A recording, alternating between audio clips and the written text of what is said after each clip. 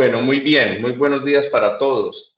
De nuevo, muchísimas gracias por acompañarnos en estas actividades del programa de Medicina Física y Cuidado Intensivo en las aulas abiertas de la Facultad de Medicina de la Universidad de Antioquia. Para el día de hoy tenemos un invitado muy especial para nosotros, especialmente con un tema muy especial. El doctor Edison Muñoz, pues no lo voy a presentar porque aunque ustedes lean su pequeño currículum vitae ahí en la presentación que están viendo, es más que suficiente. El doctor Edison coordina un grupo que mientras estuvimos nosotros trabajando en el Hospital San Vicente vimos nacer, y es un grupo muy bonito de la atención de la paciente cardiópata embarazada. Esa paciente que es tan compleja, que produce tanto susto, tanto estrés o atención. Ellos tienen un grupo muy bonito en el que incluso tienen un registro, ahora me corrige Edison si estoy dando datos equivocados, pero creo que es uno de los registros más grandes en el mundo de enfermedades con cualquier tipo de cardiopatía y embarazo.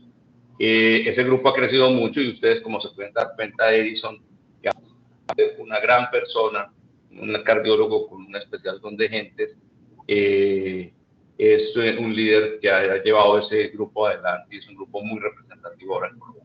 Entonces, como la mujer embarazada tiene tantos cambios fisiológicos durante su embarazo y hace que su pronóstico se vuelva tan difícil cuando está asociado a cualquier tipo de cardiopatía, esta charla de la falla cardíaca aguda en la mujer gestante es muy importante para todos nosotros. Les recomiendo, preparen sus preguntas. No es frecuente que tengamos a una persona experta en este tema específico, especialmente para las personas que están en formación, la gente que nos acompaña de otros países, de Chile, tienen todo el espacio para hacer las preguntas que ustedes quieran. Y a Edison, pues muchísimas gracias por aceptar nuestra invitación y te dejo el espacio libre. Adelante, Edison, por favor. No, profe, muy buenos días. Me honra mucho con esa presentación. De verdad que yo antes mucho que agradecerles a ustedes justamente en la creación del programa, como usted muy bien lo dijo, ustedes hicieron parte del nacimiento del programa. Y de verdad que para mí es un verdadero honor estar acompañándolos hoy y agradecerles mucho esta invitación. Como en toda presentación virtual me confirman sonido y pantalla, todo está bien. Sí, señor, todo está muy bien. Listo. Perfecto. Bueno, entonces el profe me solicitó que habláramos acerca de la falla cardíaca aguda en la gestante, que es un tema de verdad muy relevante porque finalmente la mayoría de los desenlaces que se presentan en la gestante que tiene cualquiera de las cardiopatías posibles se va a traducir es justamente en la aparición de falla cardíaca aguda. Mi declaración de intereses es netamente académica, con proyectos de investigación con la universidad y el hospital relacionado justamente con el registro que venimos realizando de cardiobstetricia, sin ningún interés adicional. Esta es la agenda que les propongo para el día de hoy y es hablarles un poco sobre la importancia de la enfermedad cardíaca en el embarazo y de por qué es que tenemos que prestarle atención a esto y tal vez por qué es importante de verdad la charla que estamos haciendo el día de hoy. Cómo es ese enfoque general de la paciente gestante que tiene un síndrome de falla cardíaca, un enfoque específico en la cardiomiopatía periparto, dado que es una causa específica de falla cardíaca aguda en el embarazo o en el periodo postparto, y cómo sería ese tratamiento de la falla cardíaca aguda en la paciente gestante. Entonces vamos a empezar con la importancia del tema y este está dado porque hasta 4% de las embarazadas pueden tener algún tipo de compromiso cardíaco y si eso lo miramos en datos para Colombia en el DANE donde alrededor de 400 a 450 mil nacidos vivos hay en promedio al año en Colombia, eso solito para Colombia nos da alrededor de 16.000 a 20.000 maternas que tendrían algún tipo de patología cardíaca. Entonces estamos viendo que es una población muy grande. Esta población, además de que ya sería importante, pues va a representar un número cada vez más creciente, porque el aumento de la enfermedad cardíaca en las gestantes se va a ver cada vez más frecuente debido a que, por un lado, las mujeres se están embarazando a edades más mayores que en años previos. asociado con unos estilos de vida que no son los mejores y por tanto tenemos un mayor riesgo de enfermedad cardiovascular a edades más tempranas. Y adicionalmente, muchas de las pacientes con cardiopatías congénitas, especialmente cardiopatías congénitas complejas, que antes no tenían una supervivencia hasta la edad reproductiva, ya con los mejores tratamientos de estas sí llegan a una edad reproductiva y a estar embarazadas, por lo que nos vemos a cardiopatías congénitas también más complejas. Es por esto que uno de los primeros mensajes, y pues ya que el profe menciona que hay gente de otros países, sin lugar a dudas es importante la creación de los equipos cardioobstétricos en los diferentes países y en las diferentes ciudades, por ejemplo en nuestro país, para que se pueda tener una valoración multidisciplinaria de estas pacientes. Idealmente esta valoración debería ser desde antes del embarazo con una valoración preconcepcional y una serie de estudios que nos permita identificar cuál es el riesgo de cada paciente en particular. Desafortunadamente, al menos en nuestro medio eso es exótico, nuestra tasa de valoración preconcepcional, por ejemplo en la clínica cardiobstétrica es entre un 3 y un 4% solamente, a pesar de ser mujeres que en la gran mayoría ya saben que tienen una patología cardíaca. Y por eso, pues ya cuando están embarazadas van a requerir un seguimiento estrecho que va a estar basado de acuerdo a la clasificación de la OMS modificada. Pero, ¿por qué la cardiobstetricia se ha vuelto importante?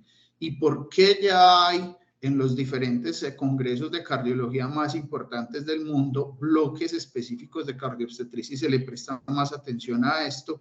Que fue un tema que surgió, digamos, más o menos entre el 2000 y el 2010 de forma muy tímida, no se le prestaba mucha atención, pero el 2010 hacia acá ha tenido un crecimiento exponencial en el número de publicaciones, diferentes sociedades ya crean guías específicas, nada más hace menos de un mes la Sociedad del Ritmo Cardíaco sacó una guía específica de arritmias en la gestante, entonces vemos que definitivamente es un tema al que se le presta mucha atención, pero va de la mano con esto, y es que en los países desarrollados, estos son datos de los Estados Unidos, ustedes pueden ver cómo a través del tiempo las causas de muerte materna relacionadas con causas obstétricas han ido en descenso, pero contrario a ello, las causas cardiovasculares de muerte materna han ido en aumento, de modo que en varios sitios de los Estados Unidos ya la mortalidad cardiovascular materna es la principal causa de muerte materna. Y esto mismo lo podemos ver en datos del Reino Unido. Ustedes saben en el Reino Unido cómo son de juiciosos con sus datos. Y vemos cómo la enfermedad cardíaca es la principal causa de muerte materna para estos países. Entonces, cuando ya un objetivo que para la Organización Mundial de la Salud es fundamental y que muestra el desarrollo de los países, cuando la muerte materna ya deja de ser obstétrica y empieza a ser debida a causas cardiovasculares, pues sin lugar a duda empieza a tener mucha mayor importancia. Pero definitivamente los equipos cardiobstétricos son fundamentales en el abordaje de las pacientes y eso nos lo mostró el Registro Europeo de Embarazo y Enfermedad Cardíaca, que es el ROPAC, en el cual vemos como en la fase 1, que fue entre el 2007 y el 2017, con el pasar de los años, las pacientes con OMS modificado 4, que son las pacientes de mayor riesgo, las que tienen las patologías cardíacas más complejas, fueron en aumento a medida que se fue desarrollando el registro, pero a pesar de que las pacientes eran más complejas, también en el mismo modo en que el registro fue creciendo, los desenlaces de falla cardíaca y mortalidad fueron en descenso. Y esto justamente se debe a que las pacientes pues tuvieron un mejor tratamiento, empiezan a aparecer los equipos cardiobstétricos y con esto, sin lugar a dudas, tenemos unos mejores desenlaces. Pero cuando ustedes miran dentro de esas pacientes del ROPAC, justamente los predictores de riesgo son la falla cardíaca, aparece como una de ellas y por tanto, sin lugar a dudas, y como lo ven acá en los desenlaces, hablar de falla cardíaca en el embarazo es hablar de uno de los principales desenlaces cardiovasculares que van a presentar estas pacientes. Estos son los registros más importantes del mundo sobre embarazo y enfermedad cardíaca. El CARPREG 1 y 2 son del Registro Canadiense de Embarazo y Enfermedad Cardíaca.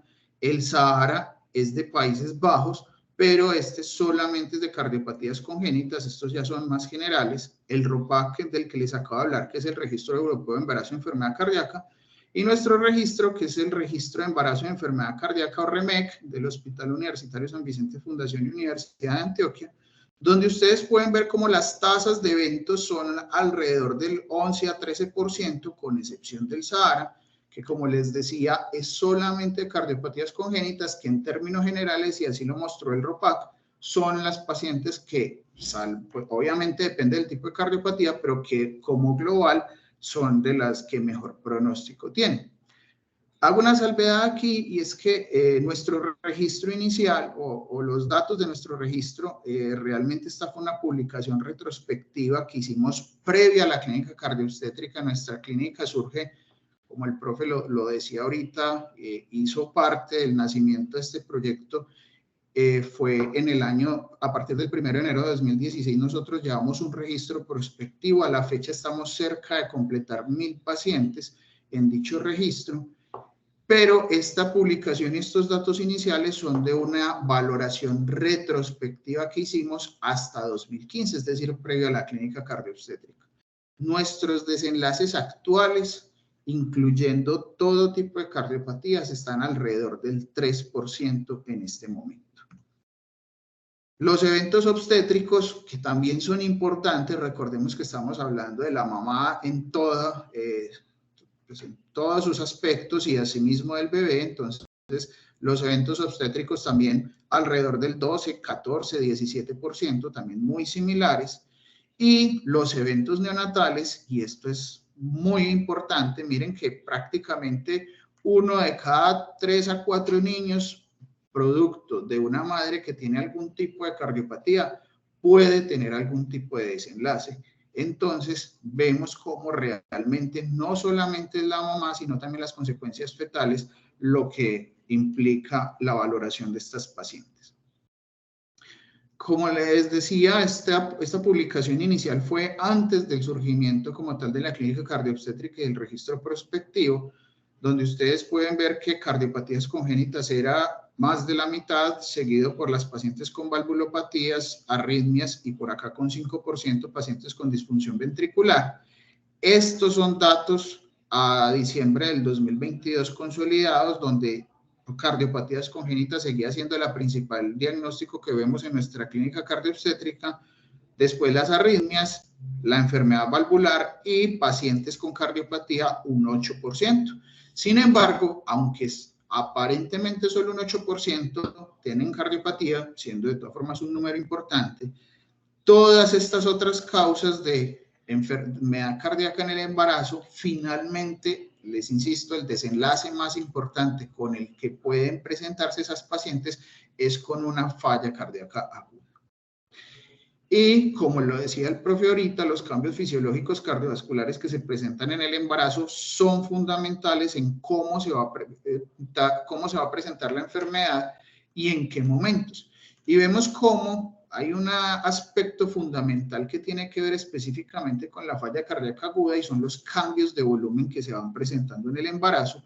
Estos son progresivos en la medida que va aumentando la edad gestacional de la paciente, pero el pico más importante y uno de los momentos donde más riesgo de descompensación va a ser alrededor de la 30 a la semana 32, por lo que ese es un momento trascendental de vigilancia de la materna con cualquier tipo de cardiopatía, porque es donde tenemos un riesgo inicial de descompensación, pero sin lugar a dudas, y así lo muestran todos los registros publicados, el mayor riesgo de descompensación y muerte materna está en el periodo posparto en el periodo del parto, y especialmente en el periodo posparto, esas primeras 48 horas hasta una semana, o en las pacientes con hipertensión pulmonar incluso hasta 8 semanas, hay un aumento en el riesgo de descompensación y muerte materna.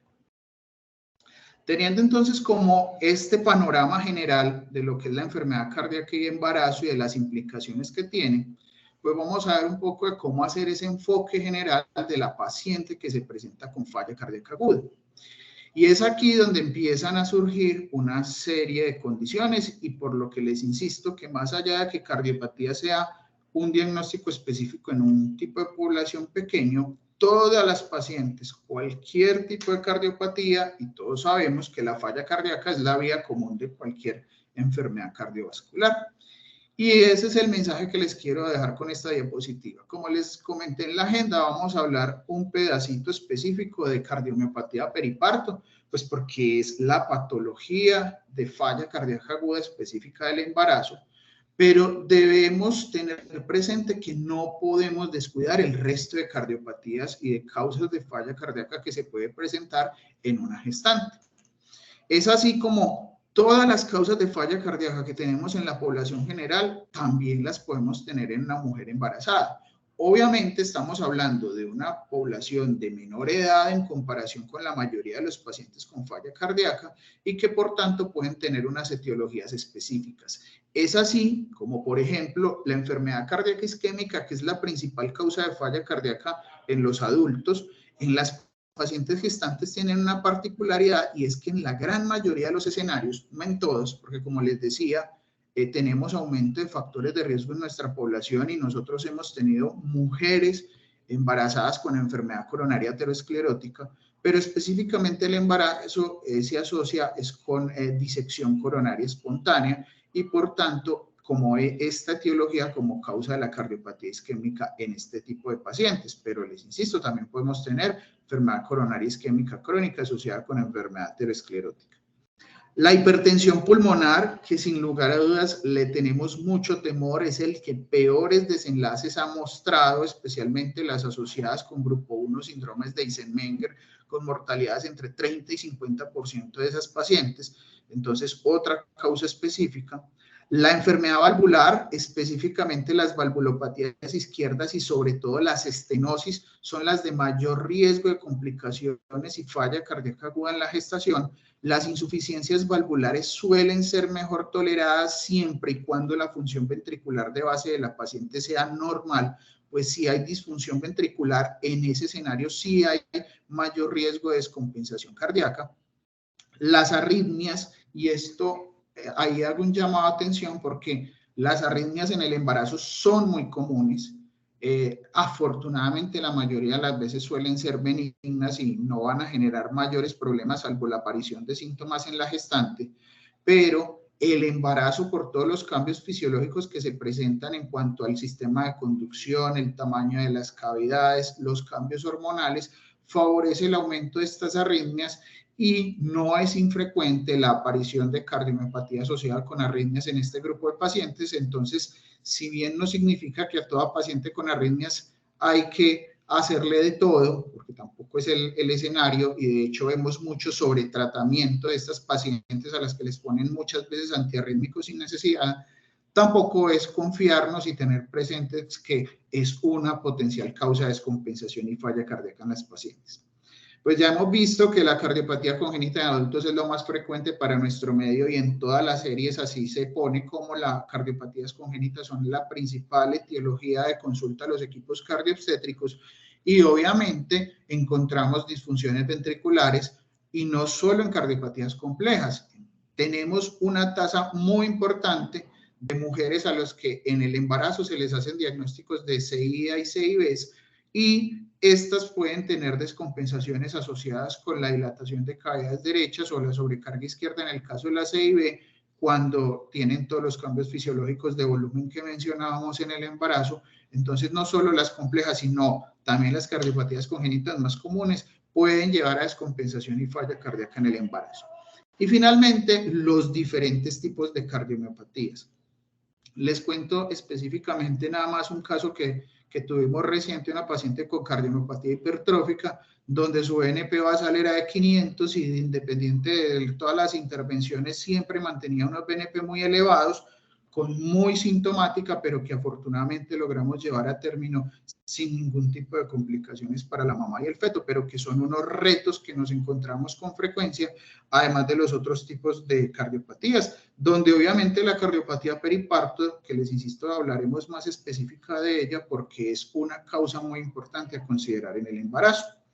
Ahora, sin lugar a dudas, lo más difícil de la falla cardíaca aguda en la gestante es que el diagnóstico es muy retador, porque los síntomas del embarazo pueden confundirse con síntomas iniciales de falla cardíaca. La gestante, y sobre todo en la medida que aumenta su edad gestacional, va teniendo disnea, se va sintiendo más cansada, no tolera el decúbito completamente, pueden aparecer algún grado de edemas. Entonces, todo esto puede simular una falla cardíaca o al revés, una falla cardíaca poder pensarse que son simplemente cambios fisiológicos.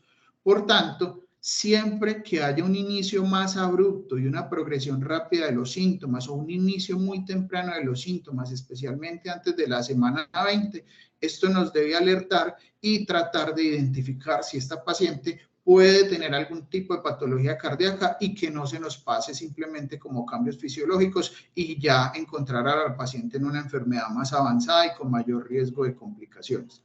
Es en ese escenario donde, sin lugar a dudas, el embarazo es una condición donde se dice que uno debe tener un umbral más bajo para la realización, primero de un BNP, que en nuestra experiencia en particular es fundamental. Este estudio, sin lugar a dudas, nos ayuda a diferenciar cuando una paciente tiene síntomas asociados solamente con el embarazo o cuando de verdad tiene una patología cardíaca en proceso de descompensación. De hecho, en las pacientes de más alto riesgo, en las que les hacemos un seguimiento más estrecho con BNP, logramos identificar elevaciones del BNP incluso antes de la aparición de síntomas y con esto logramos prevenir que la paciente tenga descompensaciones y obviamente el completar esto cuando está elevado o dependiendo también de cada patología, por lo general una gestante que tenga algún tipo de cardiopatía va a necesitar una ecocardiografía. Este es el momento de descompensación de la falla cardíaca que, como lo habíamos mencionado ahorita con los cambios de volumen, no sorprende esta distribución. La mayoría es en el periodo posparto, donde les decía que es muy importante esos cambios de volumen y sobre todo porque es que en el posparto inmediato tenemos una especie de autotransfusión donde todo el volumen uterino vuelve casi que de forma sorpresiva a la circulación materna y todo esto lleva a una sobrecarga de volumen que aumenta el riesgo de descompensación. En el periodo del parto, por lo mismo que estábamos hablando, es el siguiente momento, y durante el embarazo es menos frecuente, solo un 13%, y específicamente, como les decía, ese punto de las semanas 28, 30 hasta la 32, donde se dan los picos de volumen, es donde suele presentarse con mayor frecuencia la descompensación. Pero, ¿cuáles son entonces los factores que aumentan el riesgo de una falla cardíaca aguda en el embarazo? Hay una serie de factores maternos relacionados con el tipo de cardiopatía específica, los factores modificables que están relacionados con lo que les mencionaba del aumento de factores de riesgo cardiovascular que hay en la paciente, unos factores obstétricos que no son modificables y que están dados por los problemas propios del embarazo, que dicho sea de paso, la aparición de estos problemas aumenta el riesgo de descompensación de la cardiopatía, pero las cardiopatías se han asociado con un aumento también del riesgo de desenlaces obstétricos, especialmente trastornos hipertensivos asociados al embarazo. Dependiendo de las comorbilidades, la clase funcional basal de la paciente, la clasificación de la OMS, pues esta paciente va a tener un mayor riesgo de descompensación. Obviamente las clasificaciones OMS modificado 3 y 4, que son las de más alto riesgo, son donde más falla cardíaca aguda vamos a encontrar, y algunos factores propios de la paciente como la de raza negra, especialmente asociada con la cardiomiopatía periparto, la edad con trastornos hipertensivos y también con la cardiomiopatía periparto a mayor edad, mayor presencia de y la necesidad de uso de anticoagulantes en pacientes que vemos con frecuencia con válvulas mecánicas, con trastornos trombóticos asociados con el embarazo de diversa índole. Todos estos factores juegan y en la medida que hay más, la paciente va a tener mayores riesgos de resultados adversos, incluyendo la muerte materna, pero podemos tener todo el escenario de lo que justamente la paciente va a necesitar un manejo en alta dependencia en una unidad de cuidado intensivo, cuando aparece edema pulmonar, falla renal, síndrome de dificultad respiratoria, enfermedad cerebrovascular o, muy importante, el parto por cesárea. Y aquí yo quiero hacer un llamado a atención y es porque hay un mito generalizado de que la paciente con cardiopatía, la vía del parto debe ser la cesárea y eso es completamente falso. En la mayoría de las cardiopatías, desde que estén compensadas, la mejor vía del parto es el parto vaginal. De hecho, en los estudios que nosotros hemos realizado, el parto por cesárea se ha comportado como un predictor independiente de peores desenlaces en la madre. Ahora, específicamente cuando hablamos de falla cardíaca aguda, El manejo médico del que hablaremos ahorita será la primera vía, el primer enfoque que haremos, y si la paciente se compensa, nuevamente el parto vaginal será la elección. Pero sí veremos en los algoritmos más adelante que cuando la paciente está muy descompensada en una falla cardíaca críticamente enferma, en ese escenario la vía del parto sí será cesárea, pero en la gran mayoría de pacientes el parto vaginal será la mejor vía para estas pacientes. Como les decía, para el enfoque diagnóstico, entonces cuando tenemos una gestante con disnea, especialmente al final del embarazo y del posparto, que ya vimos que es cuando más frecuentemente se presenta la falla cardíaca aguda, vamos a realizarles un electrocardiograma. Aquí me excuso, aquí es I, un electro y un BNP y una ecocardiografía. Si todo sale normal, definitivamente debemos considerar causas no cardiovasculares de la disnea, pero cuando hay algún tipo de anormalidad, sí vamos a tener que hacer una valoración por un equipo cardioobstétrico idealmente, o al menos una valoración por cardiología, y considerar siempre en estos escenarios la cardiomiopatía periparto, sin descuidar las otras etiologías que les mencionaba de falla cardíaca. Y los péptidos natriuréticos definitivamente son muy útiles. Estos son estudios que se han hecho con pacientes gestantes, donde un valor de BNP menor de 100 tiene un valor predictivo negativo para que en los siguientes días esa paciente no tenga ningún desenlace, obviamente solamente por unos días, y por eso es que hay que hacerlo de forma repetida cuando se está haciendo el seguimiento de pacientes de más alto riesgo. Y un estudio con el NT-proBNP, específicamente en este lo midieron a la semana 20, cuando era menor de 128, el valor predictivo negativo también era muy alto. Entonces, definitivamente encontrar unos péptidos natriuréticos en valores normales orientan mucho hacia que la paciente va a tener unos buenos desenlaces en los siguientes días, pero en estos pacientes de más alto riesgo vamos a tenerles que hacer seguimiento. A pesar de estos estudios, realmente no hay un punto de corte claramente definido para el BNP en la población gestante. Hay algunas publicaciones, pero no ha habido claridad al respecto, y menos en nuestra población. Nosotros en este momento estamos haciendo un estudio de ecocardiografía y BNP en gestantes normales para tratar de definir unos puntos de corte propios. Así que valga la cuña, si tienen pacientes gestantes de menos de 14 semanas, y sanas, porque aquí sí son pacientes sanas para poder definir valores normales, si nos las pueden contactar, por favor, les agradecemos, porque tenemos que conseguir 60 pacientes, vamos en 30, esas pacientes se les hace ecocardiografía cada trimestre y medición de BNP cada trimestre, y con eso pues vamos a sacar unos valores normales. Pasamos a la cardiomiopatía periparto, donde como les he mencionado, es una patología específica de la mujer, específica del embarazo, y por eso tiene tanta relevancia y le quise dar un apartado independiente.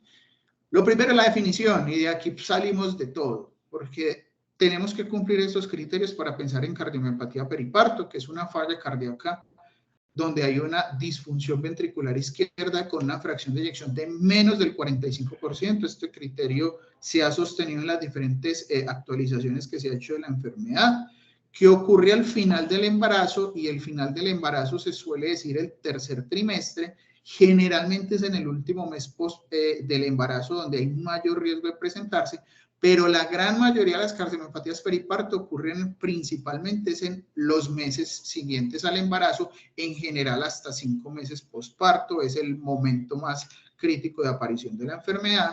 Y el tercer punto, que no debe haber otra causa de falla cardíaca identificable. Entonces ahí es importante recordar la diapositiva donde les hablaba de las diferentes etiologías de falla cardíaca en la gestante, porque finalmente debemos de descartar todas esas etiologías para considerar que la paciente tiene una falla cardíaca asociada a una cardiomiopatía periparto. Estos son datos de la doctora Sliwa, que es quien ha desarrollado con la Sociedad Europea de Cardiología un registro específico de cardiomiopatía periparto, donde vemos también cómo esas pacientes, la gran mayoría de los episodios se presentan en el periodo posparto versus el anteparto, que es menos. Los desenlaces que tienen en seguimientos a 6 meses con 7% de tasas de tromboembolismo, 10% de rehospitalización, y miren, una tasa de mortalidad materna nada despreciable del 6%.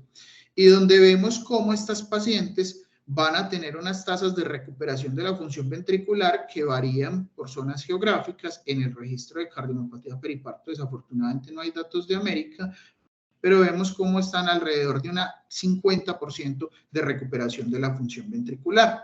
En Colombia, los datos que hay publicados en la clínica Cardiovid hicieron una publicación donde en 10 años tuvieron 17 pacientes con una mortalidad en 3 pacientes, lo que representa un 17.6% y 23.5% de pacientes trasplantadas, ¿cierto? Obviamente tenemos que tener en cuenta cuál fue la clínica, y es que es una clínica que es el destino para las pacientes críticas de alta complejidad que van a necesitar trasplante, y por eso es que vemos una tasa de mortalidad y una tasa de trasplante tan elevada. Estamos diciendo pues que tuvieron más de la mitad de las pacientes, pues, o cerca de la mitad de las pacientes algún tipo de evento. Mientras que en el registro nuestro en 6 años llevamos 14 pacientes, donde tenemos una tasa, representan casi el 2% del total del registro. Esto eran datos hasta 2022. Ya como les digo, este año estamos completando cerca de 1.000 pacientes y una mortalidad de 0% a 6 meses, pero son momentos diferentes. Nosotros tomamos la paciente, generalmente hemos tenido pacientes sin complicaciones mayores y con una buena tasa de recuperación, pero obviamente a Cardiovid van a llegar son las pacientes que sí se complicaron de diferentes partes, y por eso es que podemos tener estas diferencias tan importantes. Hay una serie de factores etiológicos y fisiopatológicos que se han descrito para la cardiomiopatía periparto, pero que no se sabe, y ese es el resumen.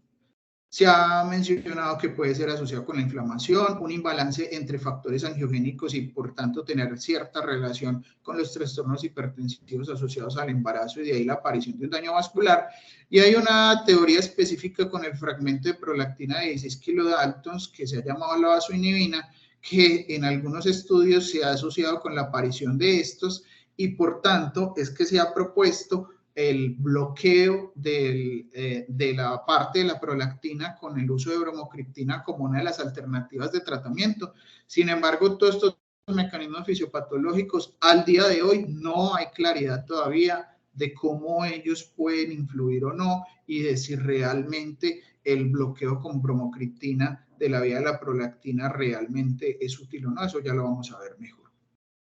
La clínica de la cardiomiopatía periparto, como lo hablábamos ahorita, en general en el enfoque de cualquier tipo de falla cardíaca suele ser difícil por lo que ya hemos mencionado. Eso lleva a que se tenga un retardo diagnóstico en la mitad de las pacientes. Y por eso insistirles, hombre, cuando tienen esas pacientes de forma temprana, síntomas muy progresivos de forma rápida, siempre tratar de usar un péptido natriurético, por ejemplo, y eso va a ayudar mucho a diferenciar si de verdad los síntomas son asociados o no con el embarazo.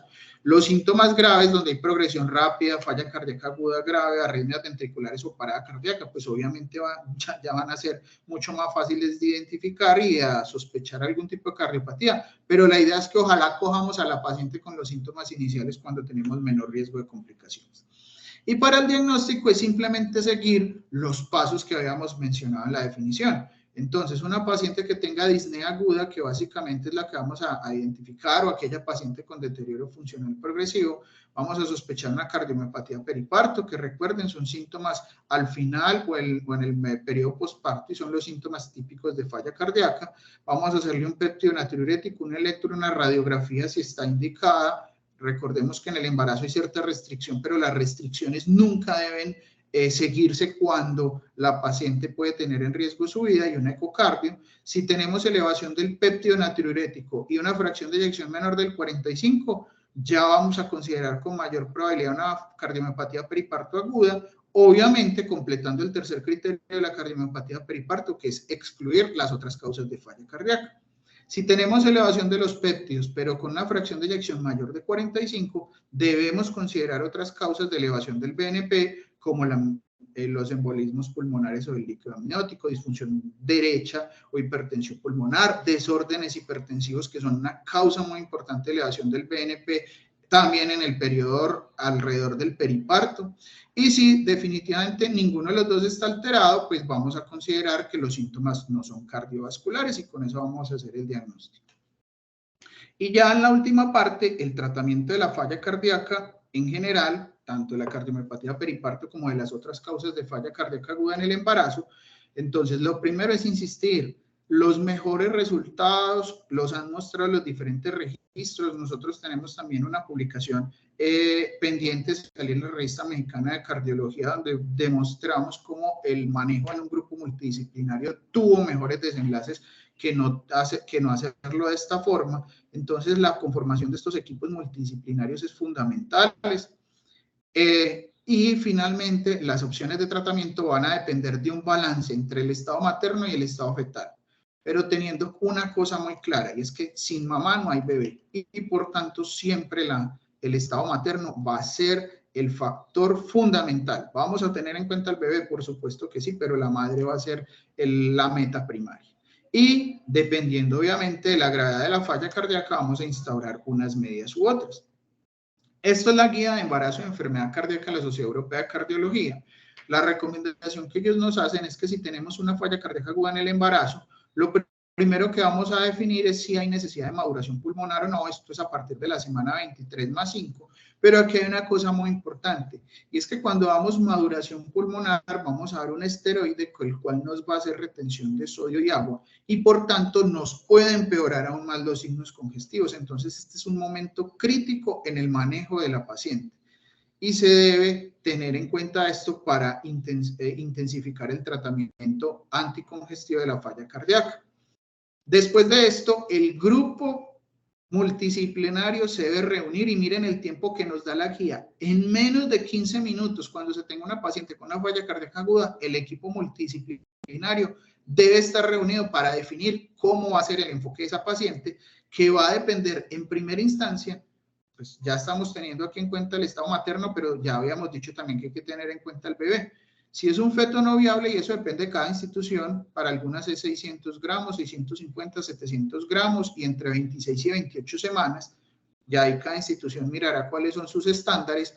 Si está por debajo de esos límites de viabilidad, se dejará evolucionar el parto y acompañamiento, obviamente, de la madre, y también el apoyo psicológico.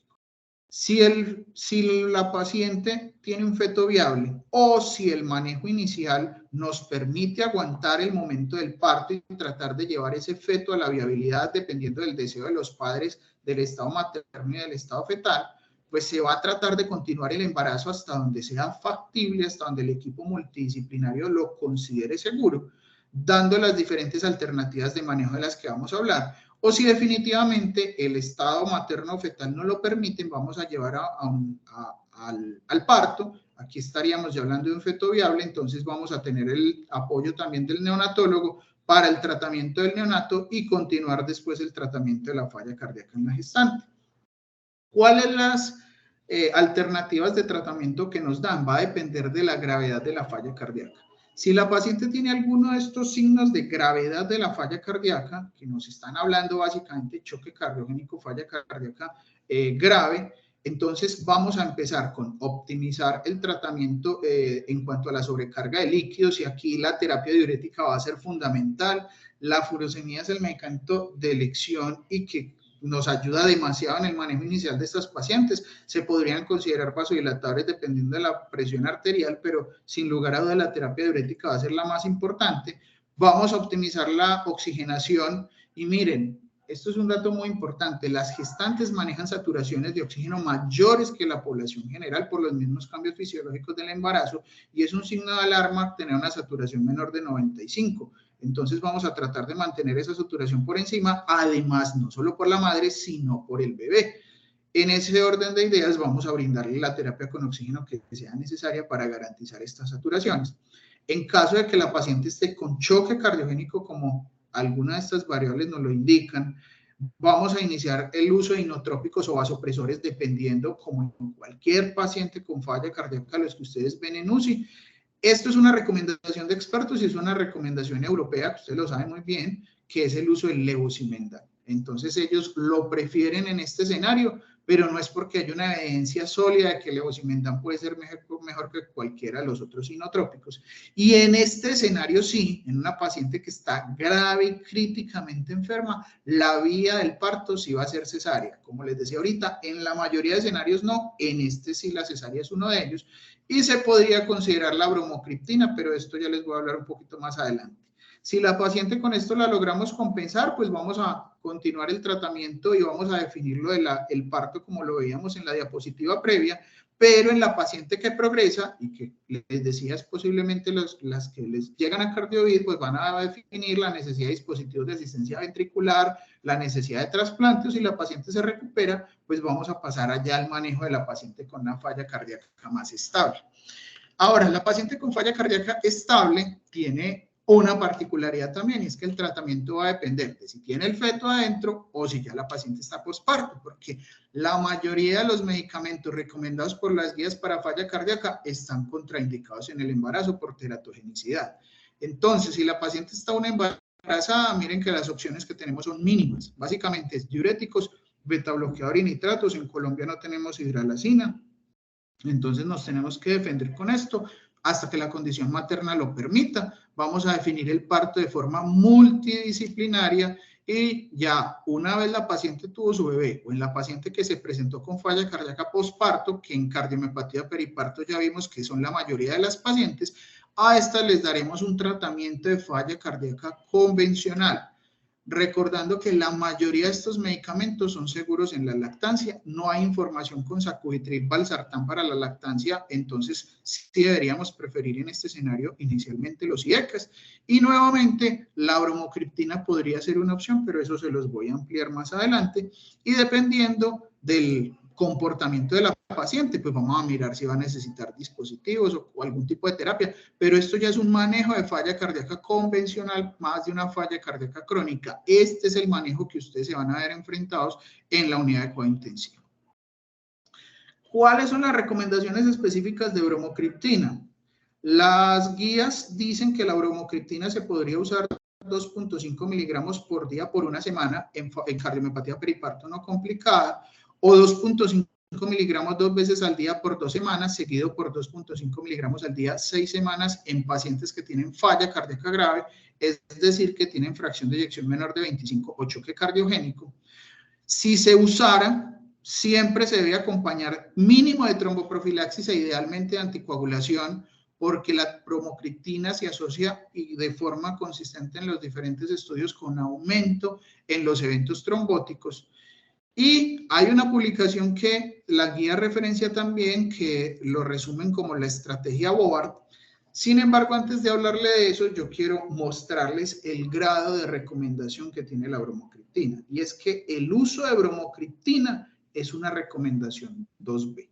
Nosotros específicamente no hemos usado en ninguna paciente bromocriptina, porque cuando uno mira la evidencia de esa recomendación, fue un estudio donde compararon bromocriptina contra bromocriptina. No hay, y hay un estudio muy pequeño donde hicieron una valoración de bromocriptina contra placebo y hubo una pequeña mejoría de la fracción de eyección, pero eso no está claramente establecido.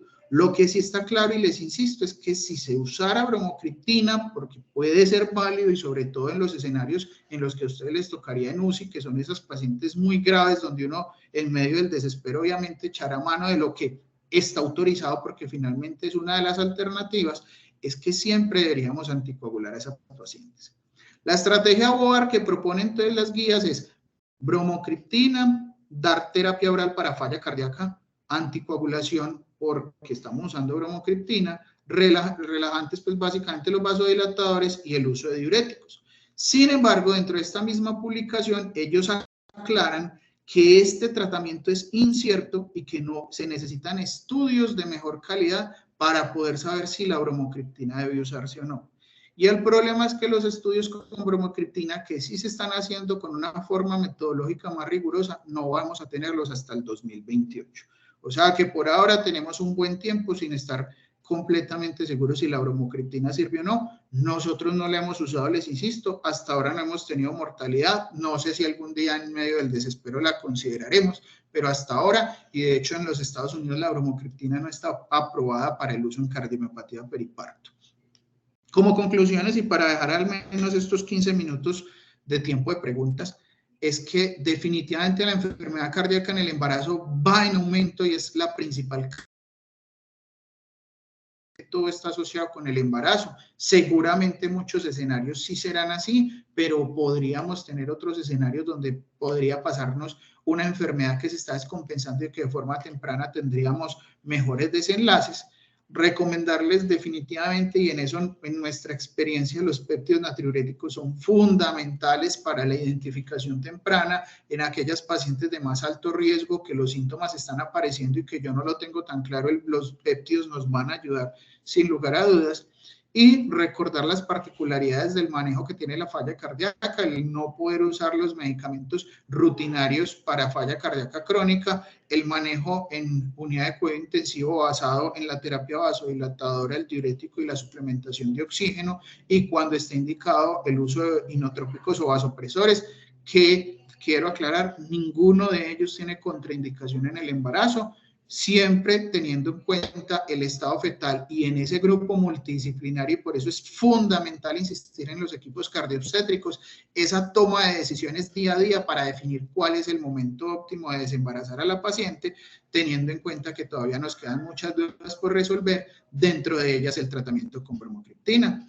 Invitarlos finalmente esta cuñita también dentro de aulas abiertas. El segundo viernes de cada mes hacemos una revisión de un caso de cardioobstetricia con un residente de ginecobstetricia, un residente de cardiología o medicina interna, donde se hace una revisión muy completa de cada una de las patologías interesantes que hemos ido teniendo y donde vamos aprendiendo mucho en esa discusión multidisciplinaria. Muchas gracias y quedo atento a sus preguntas. Muy bien, muchísimas gracias. No sé, ¿se me está escuchando? Sí, señor. Es que tengo dificultades con el micrófono. Edison, muchísimas gracias por esa fantástica conferencia.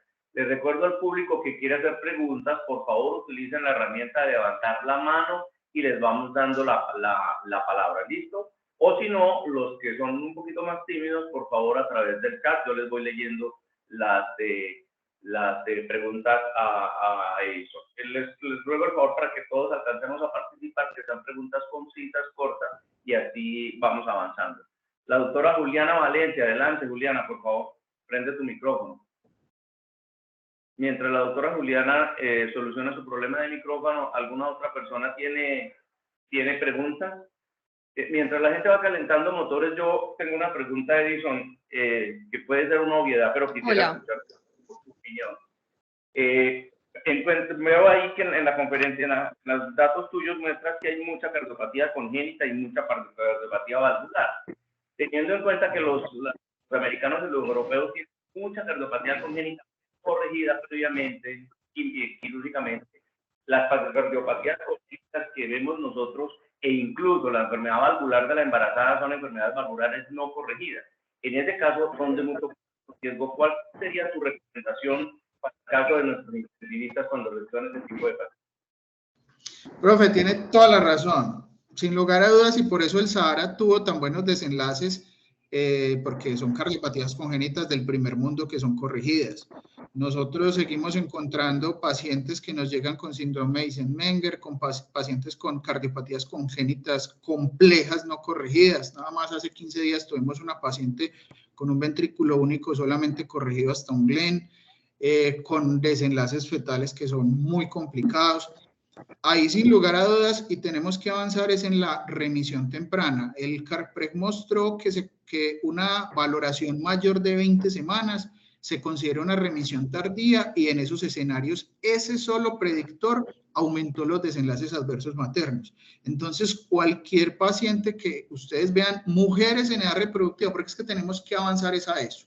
No tenemos que esperar a que la paciente esté embarazada. Mujeres en edad reproductiva que ustedes vean, esa paciente debería tener una asesoría en anticoncepción, esa asesoría, valoración también porque el cardiólogo, incluyendo específicamente el deseo de maternidad, y con base en ello hacer los ajustes, definir y darle educación a la paciente y ya pues tomar las medidas del caso en cada una de las patologías específicas, además de que nosotros también específicamente en valvulopatías, como usted lo mencionaba, vemos todavía mucha valvulopatía reumática, que eso obviamente para el primer mundo ya no existe o es muy exótico, o son pacientes que nosotros les mandamos en la migración que tenemos, pero para ellos no es lo habitual.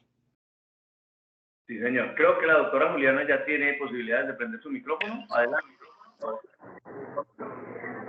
Hola a todos.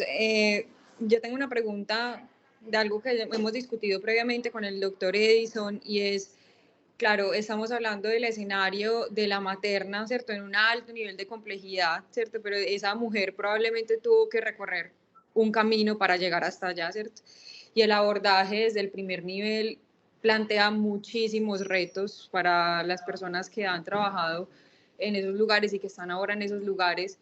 La pregunta es, primero, una mujer que está debutando con una falla cardíaca agudamente descompensada, una gestante, dice que tiene un tiempo, usted nos habla del tiempo de 15 minutos, eso nos habla entonces que un médico en primer nivel pudiera plantear que esta mujer es un primario para llevarlo específicamente a algún centro, por ejemplo, San Vicente Fundación, que es el centro que tiene la clínica cardiobstétrica y que tiene todo este personal entrenado para atender los más altos riesgos en la escala de la OMS modificada. Eso como primera pregunta. Y como segunda pregunta para el equipo ya de cuidados intensivos es, nos queda claro que tiene que hacer el médico el médico en unidad de cuidados intensivos, pero ¿qué no debería hacer un médico en un bajo nivel de complejidad que pudiera tener un mal desenlace en estos pacientes? Hola Juliana, me alegra saludarte y gracias por las preguntas. Lo primero, yo creo que las dos igual van enlazadas, porque estamos hablando del escenario del médico de atención primaria. Todo lo que hablamos hoy lo puede hacer el médico de atención primaria. ¿Cuál va a ser el problema? Que desafortunadamente esto es algo que todos desconocemos. En el momento que yo decidí hacer cardiología y medicina interna, lo último que esperaba en mi vida era ver otra materna. Y por cosas de la vida estoy en esto, pero el médico de atención primaria pues, debería tener unos conocimientos en el manejo de falla cardíaca aguda, y si ustedes ven el algoritmo de falla cardíaca aguda críticamente de una paciente crítica, no varía realmente mucho de una paciente no gestante, con la diferencia de que hay que tener en cuenta al bebé, y eso es tal vez la parte más difícil. El médico de atención primaria debería hacer una valoración inicial, empezar el tratamiento diurético, si la paciente está en choque, definir el uso de inotrópico y vasopresor, como en cualquier paciente, y obviamente tú tienes razón, es una paciente que necesita una remisión emergente, y entendemos que hay unas barreras del sistema. Yo no te puedo decir que tranquila, tráigalas a todos en primario, porque eso también tiene unas dificultades, pero sin lugar a dudas es una paciente que necesita una remisión emergente y que debería considerarse como en los escenarios que tenemos en la actualidad de síndrome coronario agudo, donde eso está regulado y hay una central que va definiendo para dónde arrancan los pacientes. Sin lugar a dudas no debería perder tiempo el médico de atención primaria. Listo, bueno, gracias. Bueno, y con respecto a la segunda pregunta de la doctora Juliana, ¿qué no debe hacer de la visión del intensivista, qué no debe hacer un médico en atención primaria? Pues lo primero que debe hacer mejor es tener una alta sospecha, que es lo que está diciendo Edison, sin duda. Es decir, este tipo de difusiones hay que hacerse mucho entre pregrado y entre todos los médicos generales. Y segundo, no quedarse con un paciente crítico, un paciente que empieza a descompensarse, trate de mandarlo a un sitio de tercero o cuarto nivel. Nosotros, cuando estaba empezando esa clínica de la que habla Edison, yo me acuerdo que tuvimos 2 pacientes con Enstelmenger muy severas y fuimos capaces de sacarlos adelante. Inclusive una de ellas ahora es estudiante de instrumentación quirúrgica, o creo que ya es instrumentadora. Son recuerdos muy bonitos que yo tengo del trabajo con Edison, y son una paciente que incluso salió viva y está bien. Entonces, lo importante es una revisión temprana.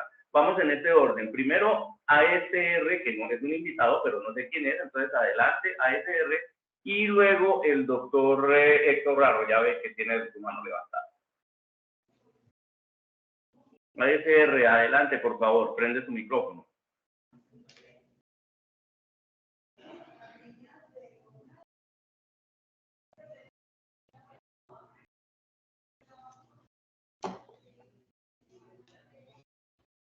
Bueno, mientras ASR... Por el nombre que apareció ahí, yo soy ginecóloga en el Hospital San Jorge de Pereira y en el Hospital CES de Caldas.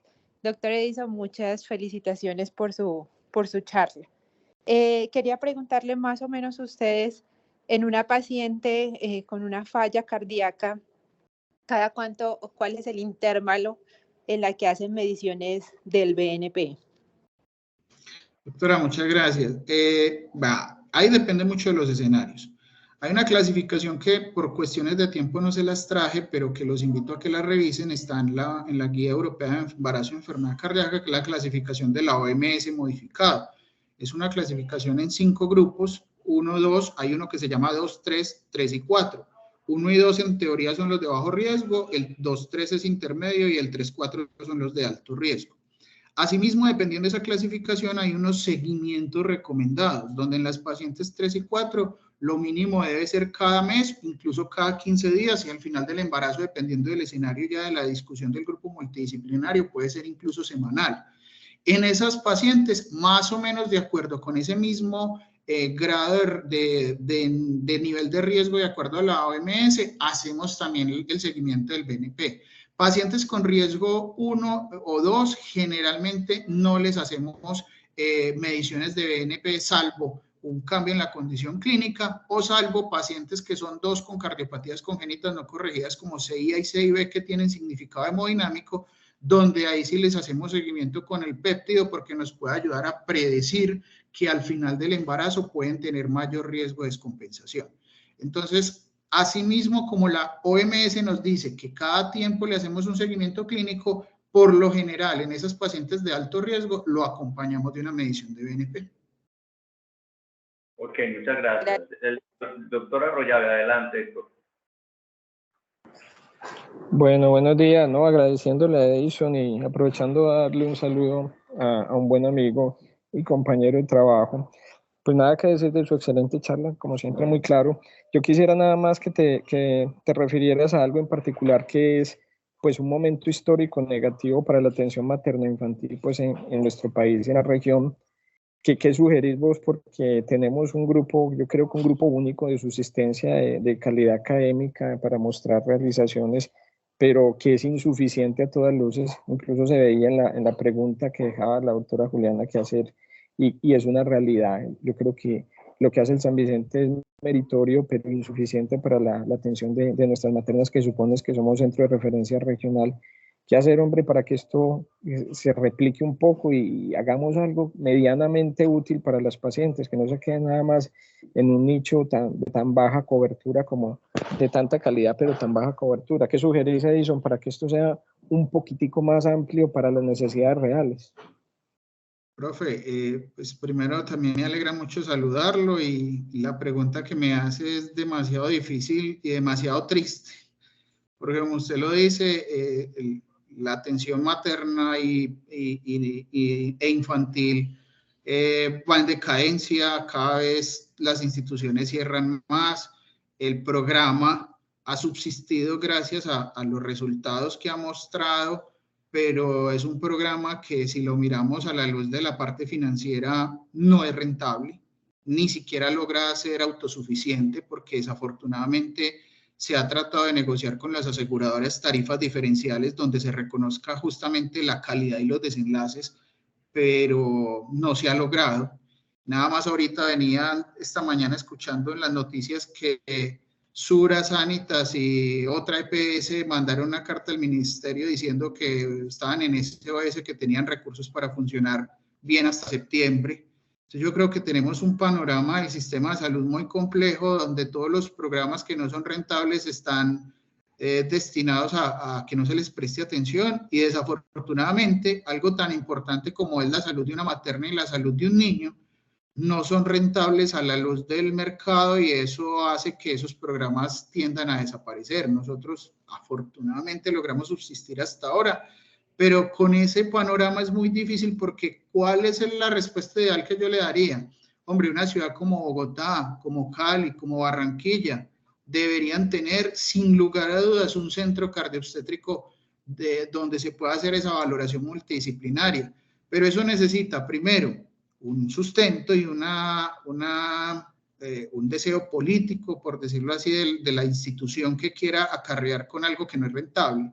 Entonces es un deseo de apoyar una idea loca, muy útil, pero desafortunadamente no valorada. Y también lo otro difícil es encontrar un equipo que se sienta cómodo con eso, porque es que para el ginecobstetra no es muy fácil estar viendo maternas que tienen enfermedades cardíacas que son tan asustadoras, y para el cardiólogo no es nada fácil estar viendo una materna cuando les decía ahora uno lo último que quiere ver de internista tal vez son maternas. Entonces se necesita es un grupo cohesionado, que sean buenos amigos, porque finalmente eso es lo que nosotros hicimos, un grupo de amigos que se preocupa por las pacientes, y es un deseo genuino de ayudarle a ese tipo de población que se necesita que se cree en otras ciudades del país y del continente, porque desafortunadamente esto es una necesidad en todo el continente. Bueno, muy bien. Vamos a leer la última pregunta. El doctor Ricardo José Bosa pregunta, ¿han encontrado falla cardíaca secundaria a síndrome de Sheehan agudo? No, específicamente ese escenario no lo hemos tenido. Hemos tenido fallas cardíacas agudas asociadas a otros trastornos tiroideos, trastornos endocrinos, pero sobre todo relacionados con hipertiroidismo, en el que hay falla cardíaca aguda, hay periodos de hipertensión pulmonar, pero asociados a síndrome de Sheehan no hemos tenido ningún escenario. Ahí obviamente serían las suplementaciones del caso que sean necesarios, y el manejo de la falla cardíaca no va a tener unos cambios significativos a lo que estuvimos hablando el día de hoy. Edison, si nos permites, le damos a la doctora María Alejandra la última oportunidad. Tienes tiempito, que es la última. Claro que sí. Bueno, María Alejandra, adelante, prende el micrófono, por favor. Doctor, buenos días. Profe, buenos días. María Alejandra Arboleda, ginecóloga obstetra, líder del grupo de ginecobstetricia acá al Instituto de la Mujer de la Clínica Las Américas. Doc, excelente charla, felicitaciones. Solamente quería preguntarle, como buena obstetra, quería preguntarle el rol dentro del manejo en ese momento de la paciente obstétrica crítica.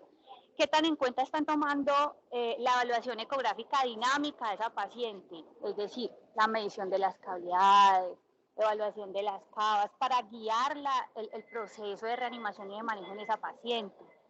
Ya que cada vez más vemos que el obstetra está más metido en ese cuento y se hace una evaluación, de hecho ya desde el principio, no solamente para la paciente cardíaca, sino para la sepsis. Entonces, ¿qué tan en cuenta están tomando eso? Obviamente teniendo en cuenta los cambios dinámicos y fisiológicos que usted conoce muy bien, y el rol del obstetra en ese momento.